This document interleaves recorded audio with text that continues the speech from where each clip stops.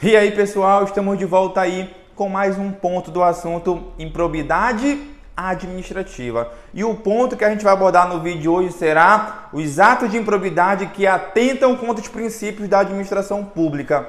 E antes de continuar esse vídeo, eu quero fazer um pedido para você.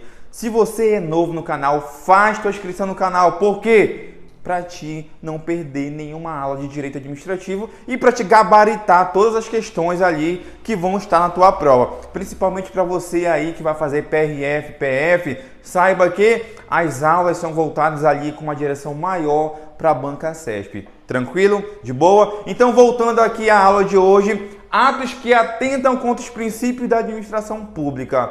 Professor, como é que o agente público vai se enquadrar nessa modalidade? Gente, como é que se enquadra? O agente ele vai agir ou deixar de agir, ou seja, uma ação ou omissão. Só que ele vai fazer de forma dolosa. E essa ação ou omissão de forma dolosa viola um dever de honestidade, de imparcialidade, de legalidade, de lealdade às instituições. E como é que cai na prova? Exatamente esse conceito. Então tu vai colocar no teu caderno o seguinte, que os atos de improbidade que atentam contra os princípios da administração pública, tu vai colocar que o agente ele tem uma conduta. Essa conduta tu vai colocar que é uma ação e pode ser também uma omissão. E agora o grande detalhe aqui é o seguinte, que essa ação ou omissão ela é dolosa. Então eu já quero que tu relembre o que é o dolo. O que vinha a ser o dolo? Professor, já esqueci o que é o dolo. Gente, quando eu falo que uma ação ou omissão ela deve ser dolosa, quer dizer que o agente ele age com uma vontade livre e consciente de praticar um ato, uma conduta, de praticar de fato aquele ato de improbidade administrativa. Então, quando eu falo dolosa, o agente tem aquela intenção realmente de praticar aquele ato. Então, aqui nos atos que atentam contra os princípios da administração pública, saiba que essa conduta é uma ação ou omissão dolosa e tu vai colocar o seguinte, ela viola algo. O que é esse algo? Tu vai colocar que essa ação ou omissão dolosa viola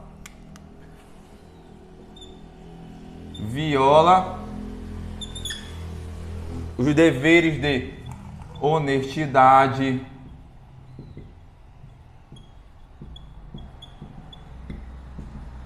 imparcialidade, o que mais? Legalidade, lealdade a quem? Às instituições. Então, esses atos que atentam contra os princípios da administração pública, ele se enquadra a partir do momento que o agente público viola aqui um desses princípios, um desses deveres. Beleza? Tranquilo? Então, atos que atentam contra os princípios da administração pública, o agente age ou deixa de agir, ou seja, uma ação ou omissão e ela deve ser dolosa. E grava bem que ela deve ser dolosa, por quê? Porque se o agente público ele age com a culpa, eu vou enquadrar ele nessa modalidade que atenta contra os princípios da administração pública? Não. Então aqui, quando eu falo dolo, professor, mas na lei não está escrito que tem que ser com dolo. A doutrina e a jurisprudência já pacificaram que, para enquadrar nesses atos que atentam contra os princípios da administração pública, é necessário o chamado dolo genérico. Então, a conduta do agente ela precisa ser dolosa. E quando ela é uma conduta dolosa, ela vai violar um desses deveres, um desses princípios. Tranquilo? Então, grava bem. Professor, dá um exemplo. Vou te dar um exemplo. A lei já traz vários exemplos para vocês, só que vou te dar um exemplo que cai muito, mas cai demais em prova, que quando se fala na modalidade atentatória aos princípios, esse exemplo cai demais. Qual? frustrar a licitude de concurso público. Então, quando a gente público ele pratica qualquer tipo de ato que frustra a licitude de concurso público, saiba que ele está se enquadrando em qual modalidade? Que atenta contra os princípios da administração pública. Agora, eu quero que tenha muito cuidado. Coloca no teu caderno aí. Vou colocar o exemplo. Atos que o agente frustra, ou seja, frustrar a licitude de concurso público. Frustrar a licitude de concurso público. Grava bem esse exemplo. Por quê? Não te parece familiar? Não te parece familiar? É bem familiar com qual? Lá no prejuízo ao erário, o que acontece? A frustração, ou seja, frustrar a licitude de um processo licitatório. Aqui é frustrar a licitude de concurso público. Então grava bem que as bancas podem fazer o quê? Simplesmente trocar. Falar que frustrar a licitude de concurso público é prejuízo ao erário. Vai estar certo? Não, vai estar errado. Porque frustrar a licitude de concurso público é atos que atentam contra os princípios da administração pública. Então, grava bem para te não errar. Esse exemplo cai demais em prova. Frustrou a licitude de concurso público, saiba que atentou contra os princípios da administração pública. Professor, e qual é o princípio que é violado aqui quando eu frustro a licitude de concurso público? Gente, aqui a ofensa ao princípio da impessoalidade. Então a impessoalidade ela foi ferida no momento que o agente público tentou de alguma forma frustrar a licitude de um concurso público. Então grava bem esse exemplo porque ele vai estar na tua prova, beleza? Então esses atos que atendem contra os princípios da administração pública, assim como lá o enriquecimento ilícito, assim como o prejuízo ao erário, eles também possuem sanções. Então, quando o agente público se enquadra aqui, saiba que ele está sujeito a sanções. Então, tu vai colocar aqui uma setinha. Quais são as sanções? O agente está sujeito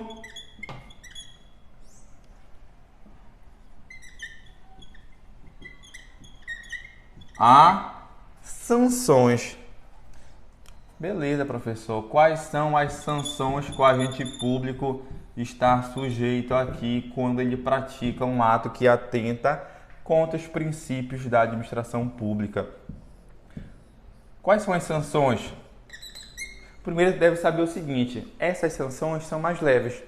São mais leves comparado a quê? Ao enriquecimento ilícito, ao prejuízo ao erário. Então, já quero que tu guarde que elas são mais leves e por serem mais leves, os prazos aqui são bem menores. Então, prazo menor, você já fica de olho já que a modalidade pode se enquadrar aqui em atentatório aos princípios da administração pública. Beleza, professor. Agora, quais são essas sanções que esse agente público aqui que atenta contra os princípios da administração pública está sujeito? Aí tu vai colocar aqui as sanções, tu vai puxar um quadrozinho bem aqui.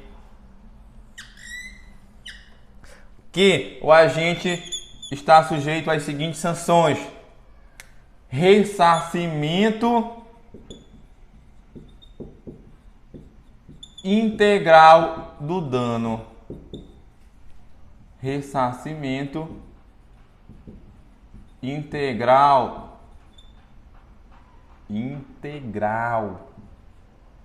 do dano,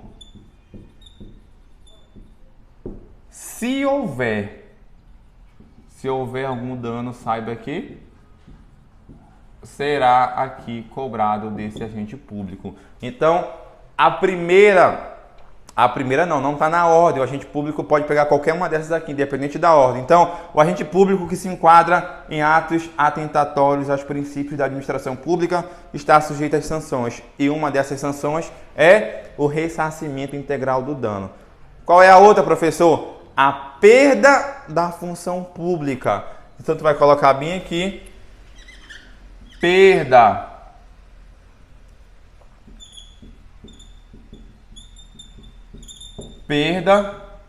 da função pública. Então aqui, gente, esse agente público que praticou um ato que atentou contra os princípios da administração pública, ou seja, violou o dever de honestidade, imparcialidade, qualquer uma dessas formas, esse agente ele vai perder a função pública. E a perda é da função pública e não dos direitos políticos, como é que a banca faz ali de costume, que é trocar essas palavrinhas. Então, tu vai colocar o seguinte, que a perda é da função pública, porque haverá a chamada suspensão dos direitos políticos. Então, coloque aqui também que há a suspensão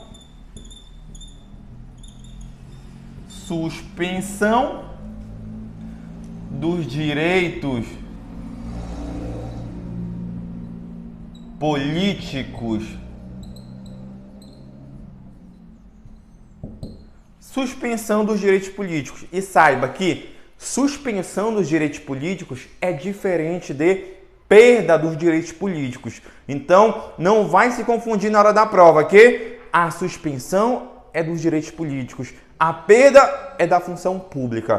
Tranquilo? E o que mais o agente público ele está sujeito? Essa suspensão dos direitos políticos, saiba que tem um prazo.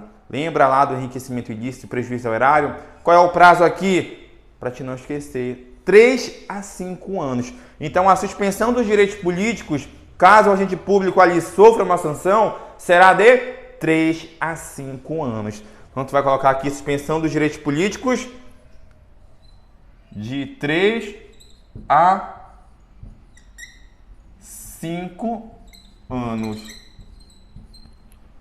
Então, a suspensão dos direitos políticos é de 3 a 5 anos. Beleza, o que mais, professor? Ele vai levar uma multa.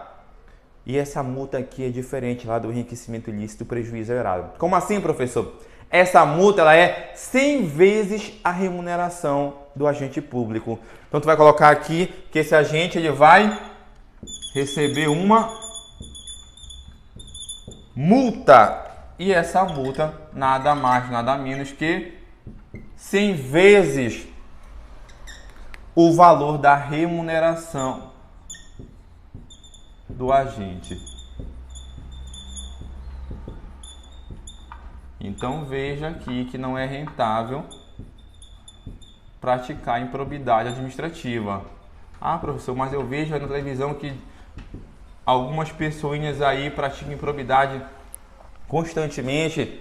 Não é rentável, não é rentável. O sistema é falho, mas uma hora ele funciona e reza para ele não funcionar com você.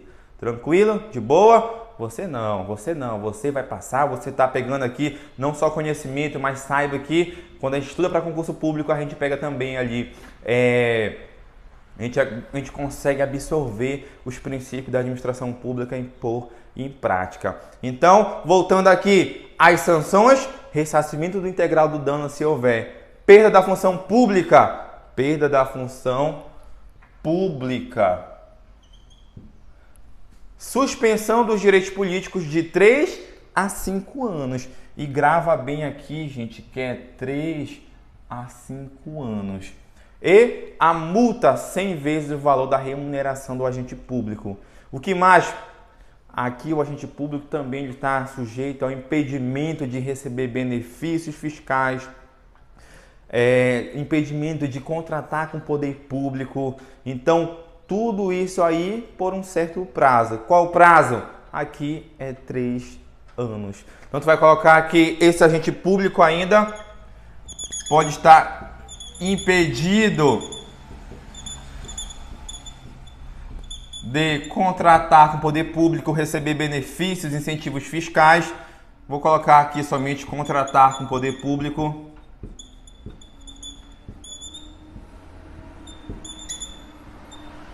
Qual prazo? Aqui, como eu já havia falado, o prazo é de 3 anos. Então, tu vai colocar aqui, esse impedimento é por 3 anos. Professor, para a prova, o que eu preciso saber? Primeiro, que essas sanções aqui são mais leves. Que esses prazos aqui são menores comparados aos outros. Tranquilo? De boa? Deu para entender? Então, o agente se enquadrou nessa modalidade aqui, enseja uma sanção. E essas são as sanções. Tranquilo? De boa? Só isso, professor? Não. Tenho uma pergunta para você. E se o agente público, ele é um mesário, por exemplo, ele não tem remuneração, como é que acontece?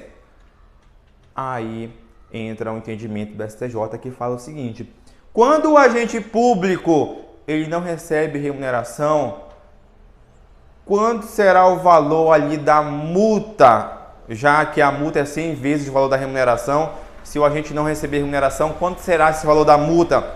Será 100 vezes o valor do salário mínimo.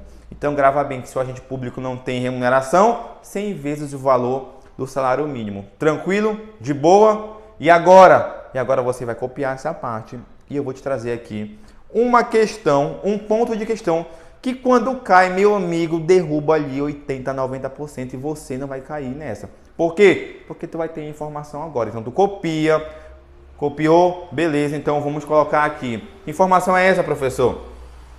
Essa informação é um pouquinho mais elevada.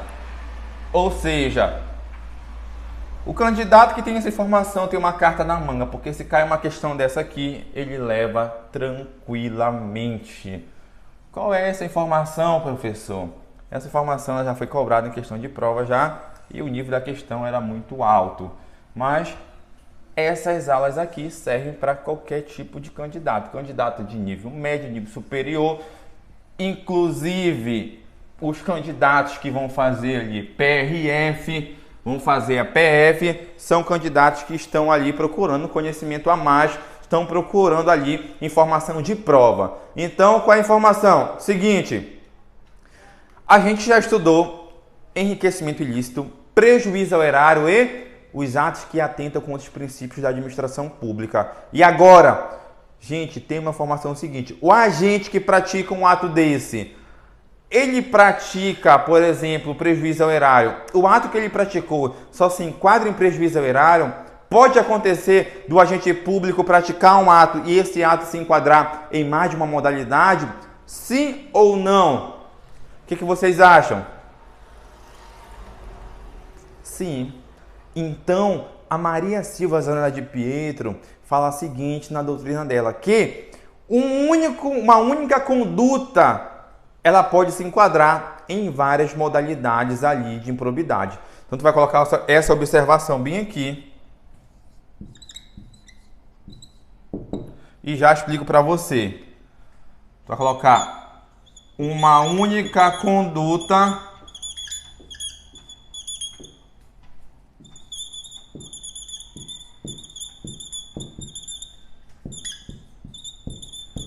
pode ser enquadrada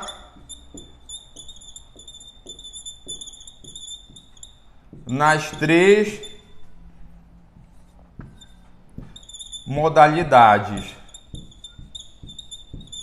Então, você já sabe que uma conduta pode ser enquadrada nas três modalidades. E agora, professor, como é que fica o caso da sanção? E ela continua que quando uma única conduta se enquadrar em três modalidades ao mesmo tempo, em duas, saiba que as sanções que serão aplicadas serão as sanções mais graves. Então, coloque aí que uma única conduta pode ser enquadrada nas três modalidades. Nesse caso,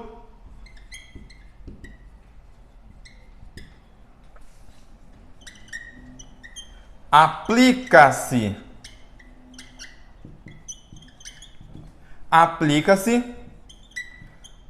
as sanções mais graves ou mais severas. Então, toma muito cuidado com isso. Primeiro ponto, grava essa informação. Já dou um exemplo. Uma única conduta ela pode ser enquadrada nas 3 modalidades de improbidade. Ou ela pode se enquadrar em 2, não interessa. Saiba que se a conduta se enquadrou em mais de uma modalidade de improbidade, saiba que o agente público vai receber as sanções mais graves. E o que a banca fala?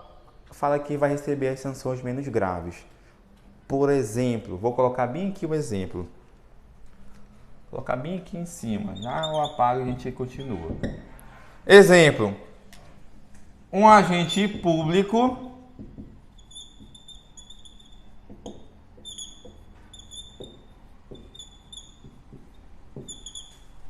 esse agente público estava vendendo o gabarito. De qual prova, professor? Vou colocar aqui dessa prova aqui.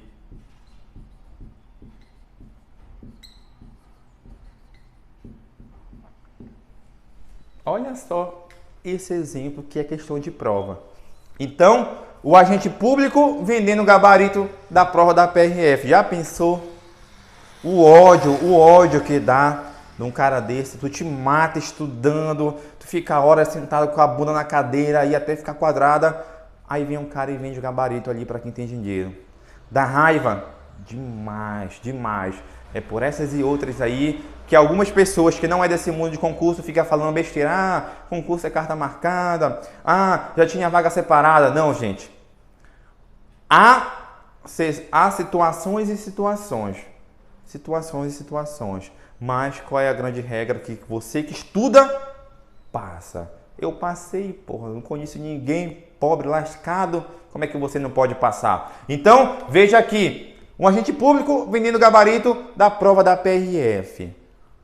Nessa situação aqui, além de ele cometer crimes, como por exemplo, ele está solicitando ali valores, ele pode cometer um crime. Então, além de ele cometer crime, ele se enquadra em improbidade. Agora aqui, quais são as modalidades nesse caso aqui? Quais são as modalidades que vão se aplicar nesse caso? Primeiro, enriquecimento ilícito. Segundo, atentatório aos princípios da administração pública. Por quê? Ele está frustrando a licitude de um concurso público. Então, aqui nessa mesma conduta de vender gabarito, saiba que há 2 modalidades. Então, tu vai colocar aqui, nessa conduta de vender gabarito, se enquadra em 2 pontos. Se enquadra em quê? Em enriquecimento ilícito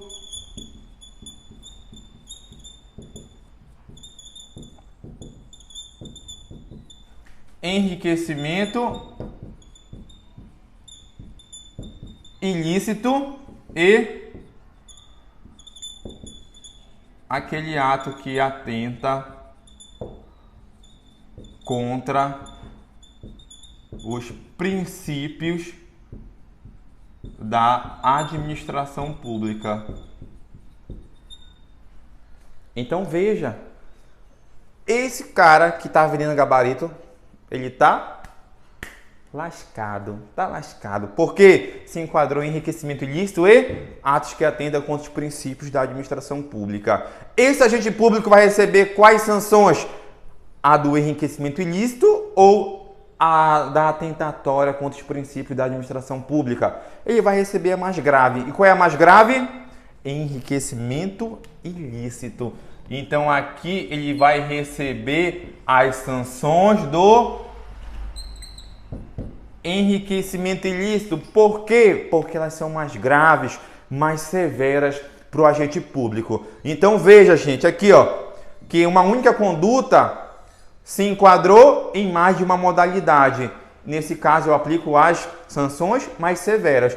O agente público ele estava vendendo gabarito, ele estava ganhando dinheiro e estava frustrando a licitude de concurso público. Se enquadrou nas 2 situações. Nesse caso, as sanções serão de enriquecimento ilícito aqui que serão aplicadas a ele. Então, grava bem esse tipo de questão. Enriquecimento ilícito porque vou colocar sanções mais graves.